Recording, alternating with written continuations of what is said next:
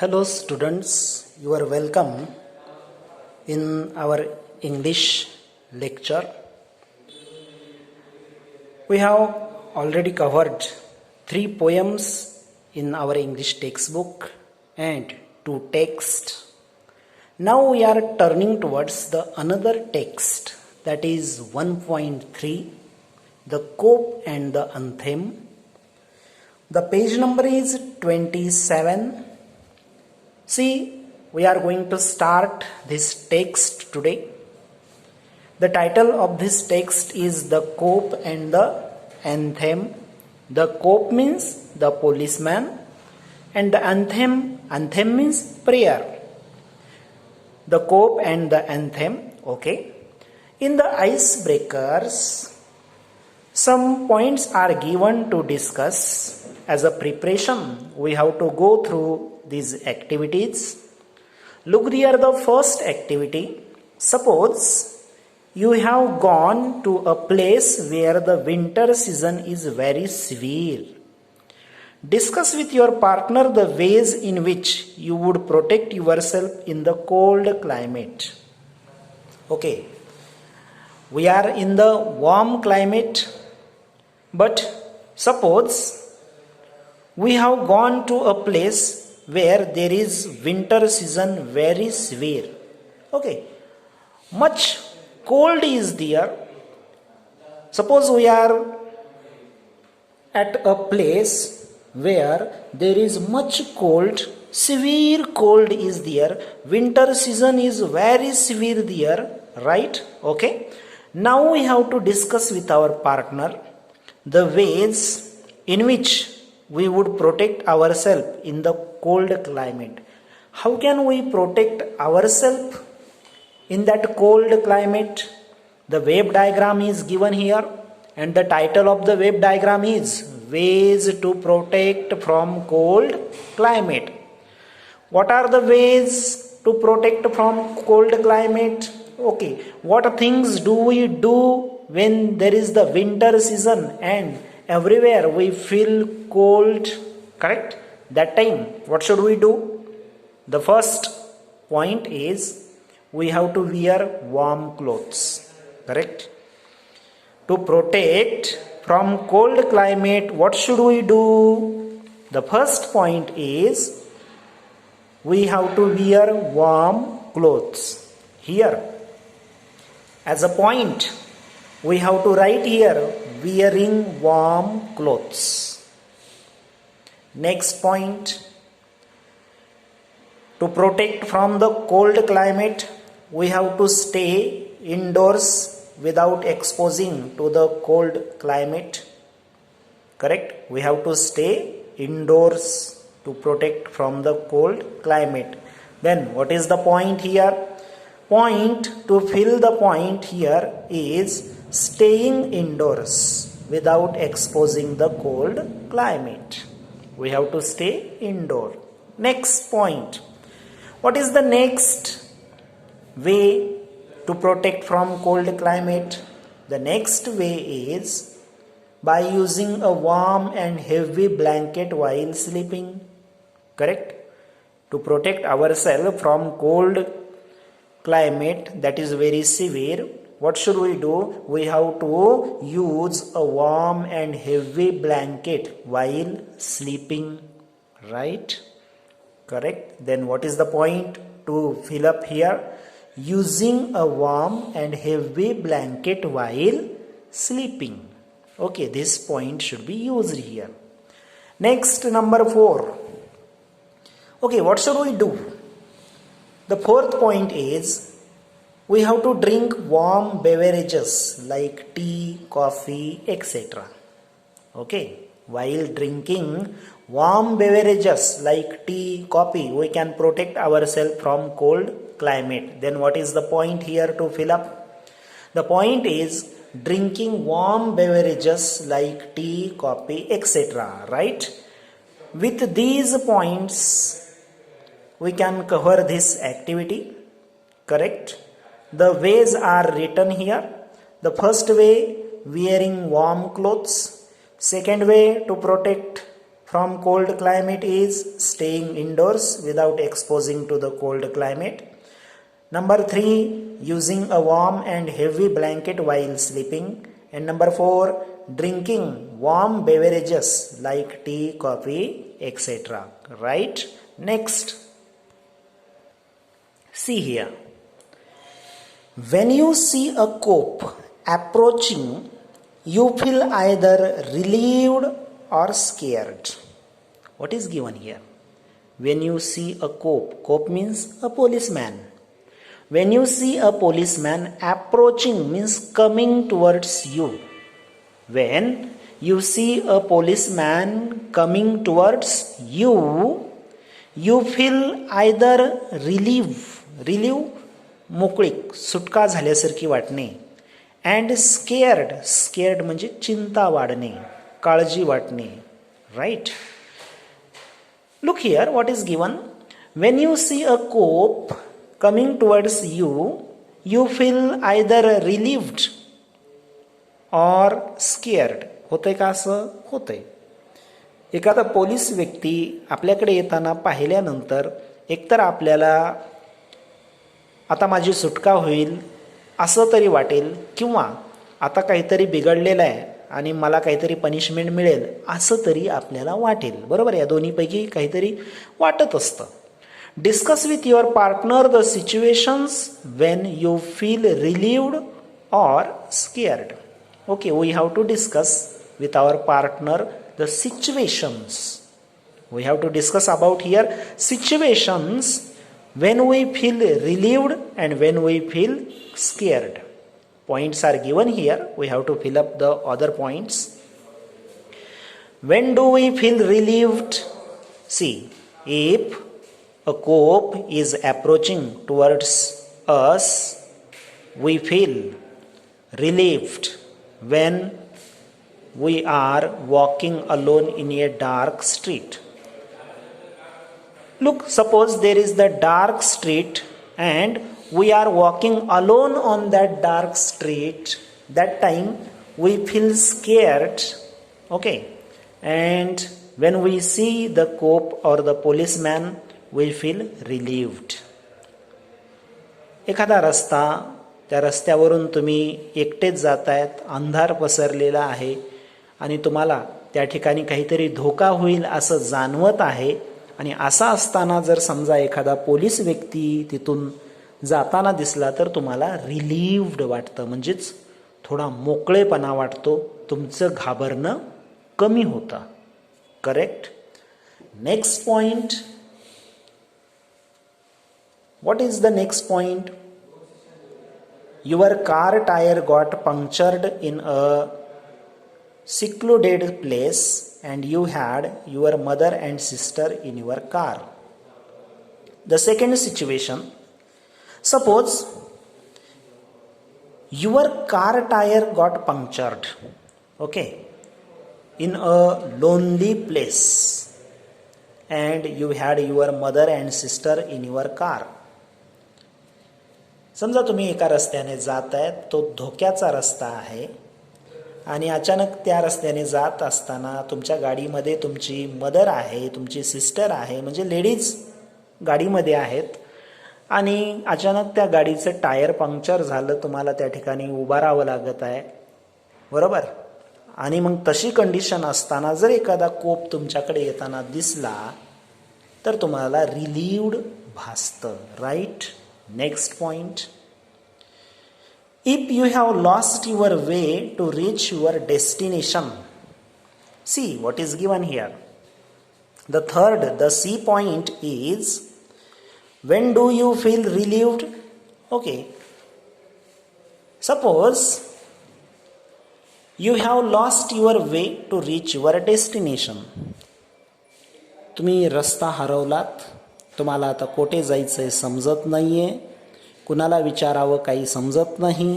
त्यावेळेस जर एखादा कोप, एखादा पोलीसमॅन तुमच्याकडे येताना जर तुम्हाला दिसला तर तुम्हाला रिलीव भासतं, म्हणजेच तुमच्या मनाला थोडासा आल्हाददायकपणा वाटतो.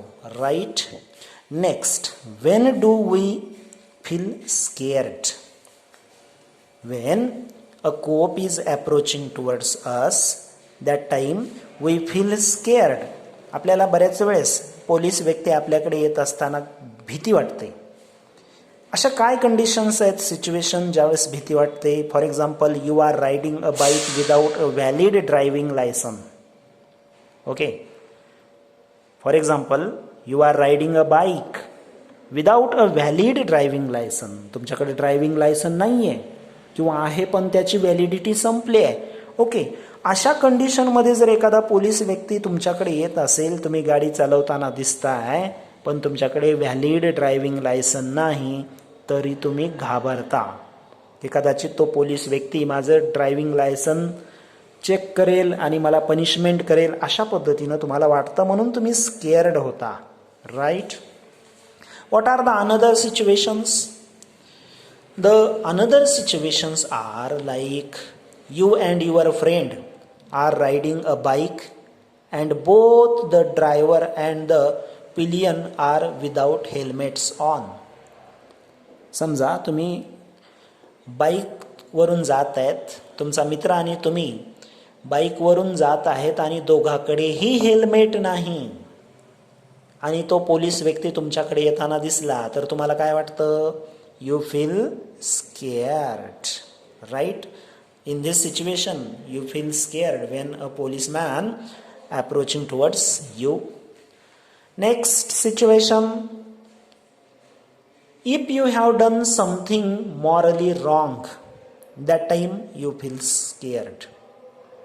समजा तुम्ही एखादं मॉरली रॉंग अशी गोष्ट केली आहे, फॉर एक्झाम्पल यू टीजिंग केलेलं आहे, तर त्यावेळेस तुम्हाला स्केअर्ड जाणवतं. बरोबर आहे. ह्या अशा सिच्युएशन आहेत. फॉर एक्झाम्पल, रस्त्याने जात असताना आपल्या बाईकचा धक्का कोणाला तरी लागला. ओके, आपण त्या धक्का लागलेल्या व्यक्तीकडे दुर्लक्ष करत तसंच पुढे जातोय आणि पाठीमागून पोलीसची गाडी येत असेल, तर त्यावेळेस आपल्याला साहजिक काय वाटतं? स्केअर्ड वाटतं की मी केलेला तो छोटासा गुन्हा, त्याची पनिशमेंट मला मिळते आणि ते पनिशमेंट देण्यासाठीच पोलीस येत आहेत, अशा पद्धतीनं आपल्याला वाटतं. ह्या सिच्युएशनमध्ये आपण स्केअर्ड होतो. Next activity, discuss some of the motivating things that can change a person's life. One is given here. We have to discuss some motivating things that can change a person's life. एखाद्या व्यक्तीचं आयुष्य बदलवण्यासाठी काही शब्द पुरेसे असतात. 2 शब्द किंवा 4 शब्द देखील एखाद्या व्यक्तीचं आयुष्य बदलवून टाकतात. त्यालाच आपण टर्निंग पॉइंट म्हणतो एखाद्या व्यक्तीच्या आयुष्यामध्ये आलेला. मग एखाद्यानं म्हटलेले 2 शब्द, एखाद्यानं आपल्यासाठी वापरलेले 2 शब्द, 2 वाक्य आपलं जीवनाचा अर्थ बदलवून टाकतात.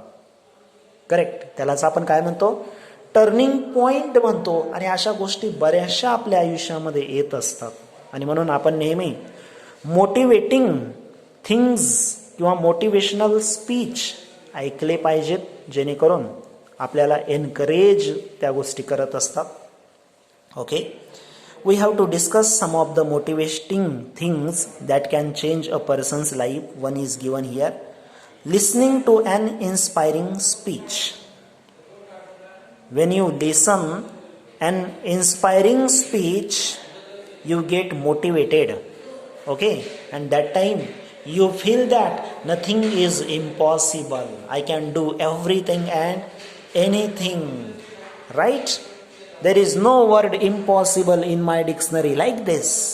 When you listen the inspiring speech, you get motivated. Correct? Next point. Next point is positive attitude of a person in an extremely adverse situation. Okay, if you have the positive attitude,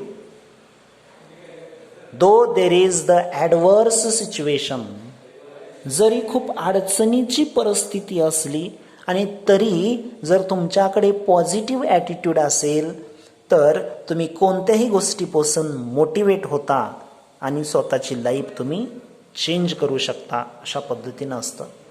next C point, C Diya, motivating और encouraging words from someone you love, for example your parents, siblings, mentor, or maybe your best friend. Okay. When do you get motivated? The question is that when do you get motivated? And we are discussing points here.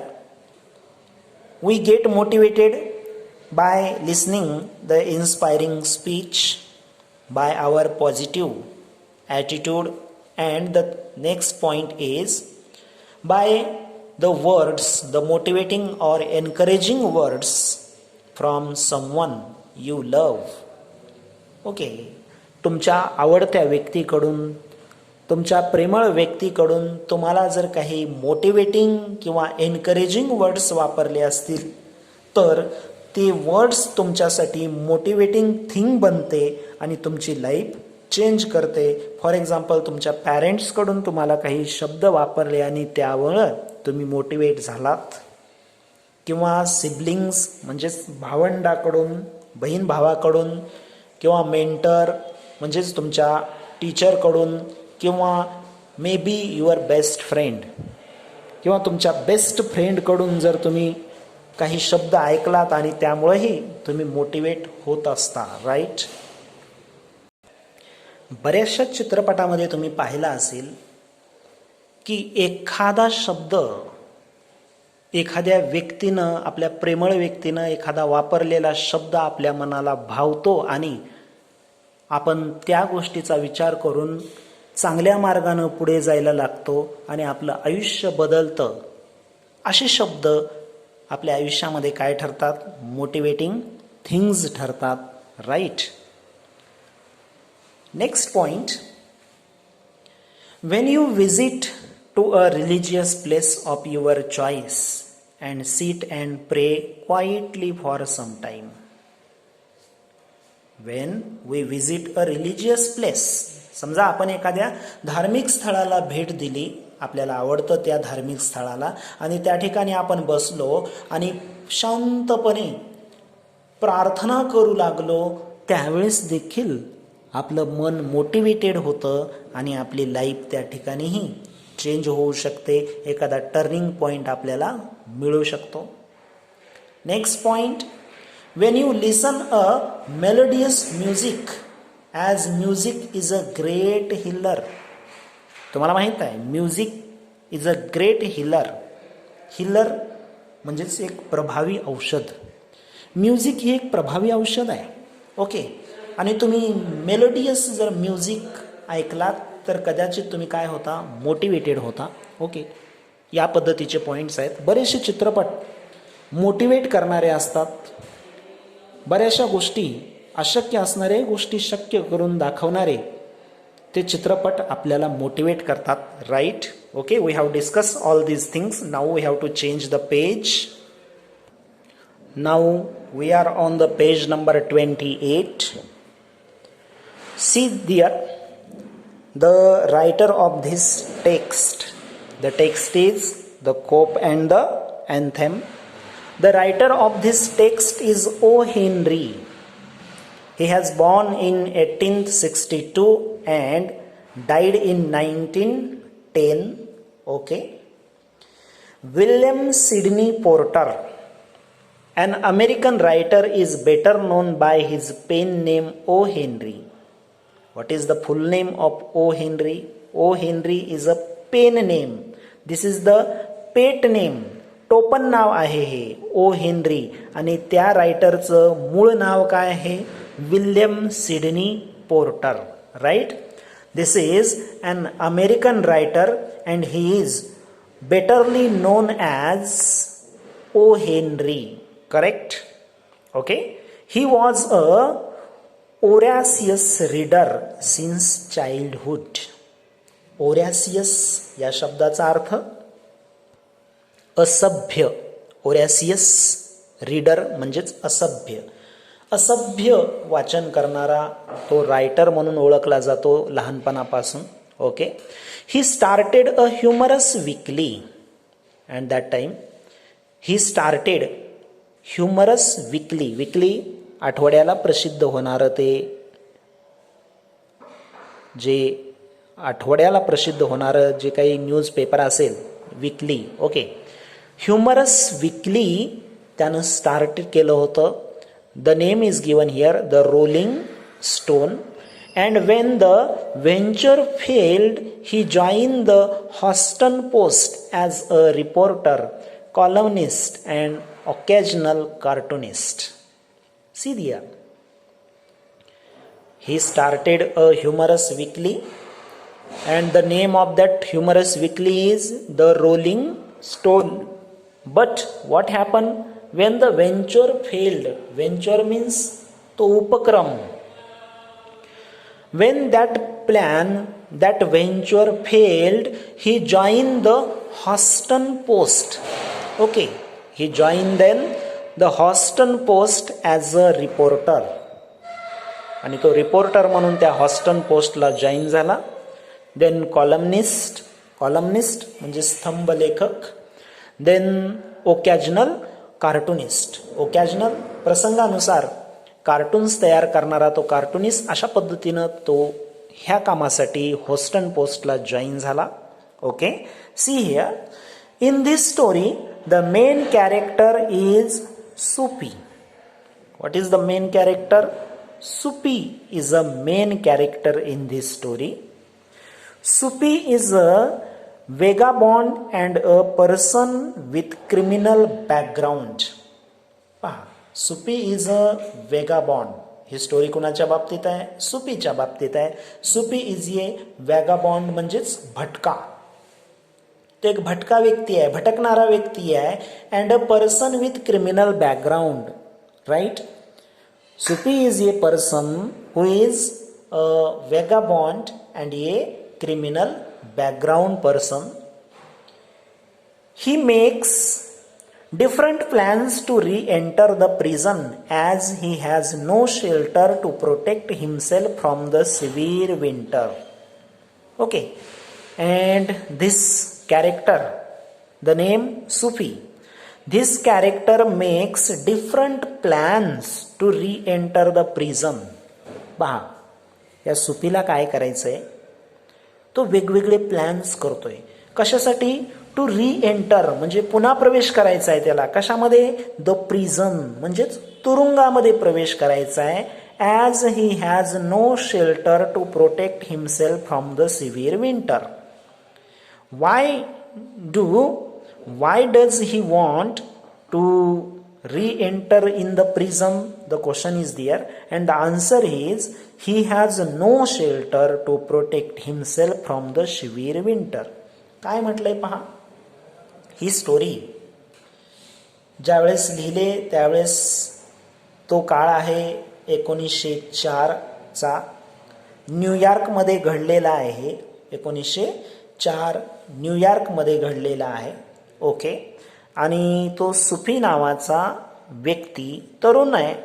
तो तरुण व्यक्ती कसा आहे? भटका आहे. त्याला स्वतःचं घर नाही आणि त्याचं क्रिमिनल बॅकग्राऊंड आहे. ओके, आणि काय होतंय त्या ठिकाणी?